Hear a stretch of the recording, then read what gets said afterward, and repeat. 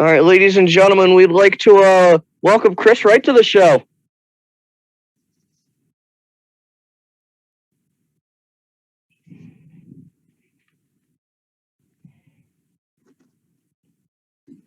All right, you got me? Yeah, we got you. Thanks for coming on. We're doing good. How are you doing, man? Doing all right. Hanging in there. Yeah, I feel that. So, couple questions. So, how's the experience last year with COVID? How did that affect NASCAR? Like, was that a big deal? I mean, it was a big deal to me because I wasn't even supposed to be doing NASCAR. I was supposed to be overseas doing F3. But then, everything got shut down, so I started the NASCAR thing. But yeah, I mean, it was definitely hard racing without any practice. It's no different this year. But yeah, last year was,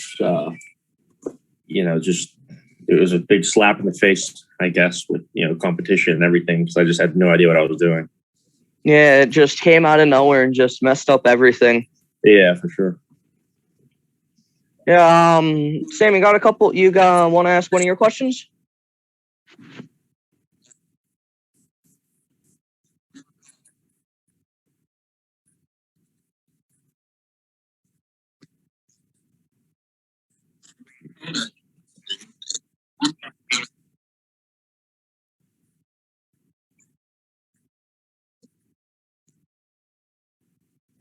Yeah, that was we definitely had speed that week. I was really excited to forget about practice because we blew that engine in practice. Only got 2 laps, and then they said it was going to rain for qualifying.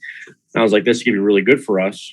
We go out and we're like 7th or something, and then they pull me in after just 2 or 3 laps because they didn't want to risk the other engine in that car for the race.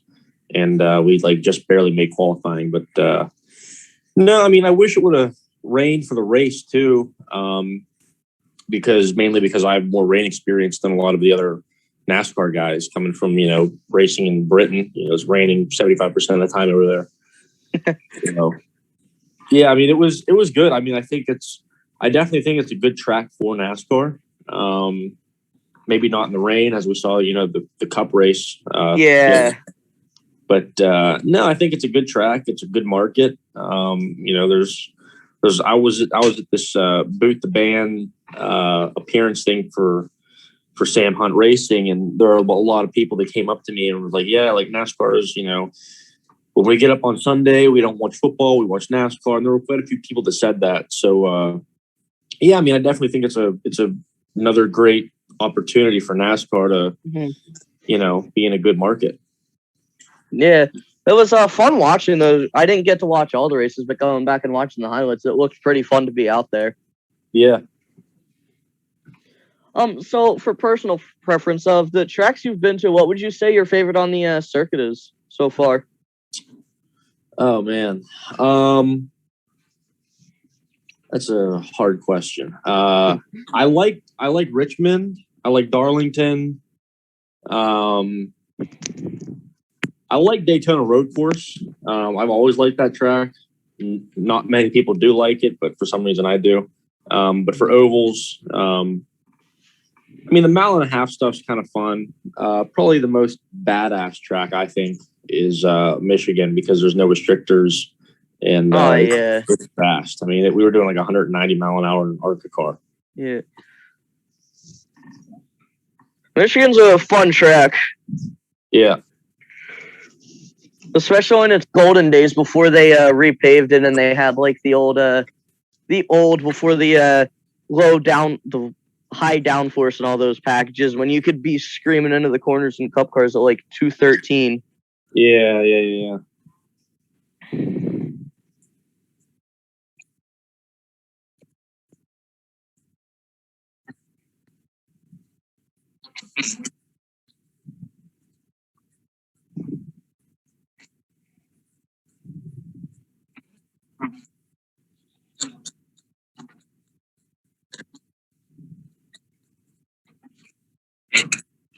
Yeah, I mean the next gen car is basically like any other, sports car in IMSA or V8 supercar or whatever. I mean, they're all pretty much the same thing. The only difference that NASCAR has with this next gen car is the sequential shifter versus the paddle and the engines. But other than that, it's a total straight GT car. So, I don't know what the drivers think of it on the ovals, but I definitely know it's going to be a lot better on the road courses than the current formula for the Cup cars are now. So I definitely think they're going to try to utilize some of the car's strengths, which would definitely be on some, doing some more road courses, whether they're road courses or street courses. The street courses are really cool. I'm kind of hoping NASCAR can get out to like the Long Beach street circuit. That would be fun to see. Yeah, I mean, it's like every time, like when I race the open wheel cars in Toronto or St. Petersburg, that was, everyone was saying they were really excited to get there. Sponsors, drivers, and the series, because it's a great weekend for the series for exposure and making money and everything. So I definitely think it's going to give NASCAR a better opportunity to tackle street courses rather than with the current formula they have for the Cup car. Yeah, without a doubt, that just seems like something they should expand to, like they're doing with the iRacing event tonight. I believe they're using the next gen cars for that too. Yeah, I saw that. Yeah.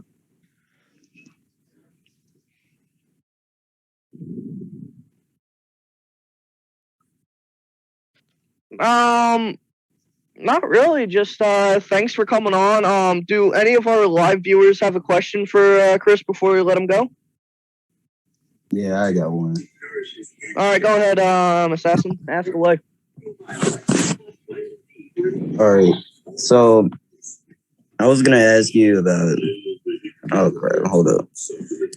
I was gonna ask you about what is your expectations for Knoxville and in between Bristol Dirt, and what do you think will become from Bristol Dirt and Knoxville, or what's the difference? Do you think? So I'm not running any of the dirt races in trucks. So this year I'm running the asphalt ovals in trucks, and I'm doing the road courses in the Xfinity car. So I've never been on dirt. Ooh. Yeah. I have like a couple races of dirt racing experience. I know our other host has a lot of dirt racing experience. Those things get fun when they get sideways.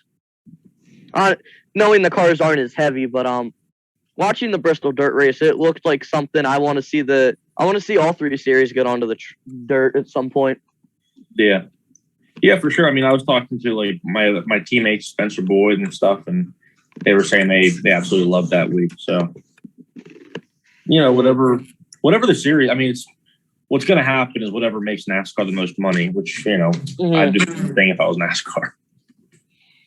Yeah, dude, it's like gonna get the people coming in. If they gotta like get if they have to go to like a track like for example, like if they have to switch Miami to the road course configuration for a race, if that's gonna bring in money, I would do that.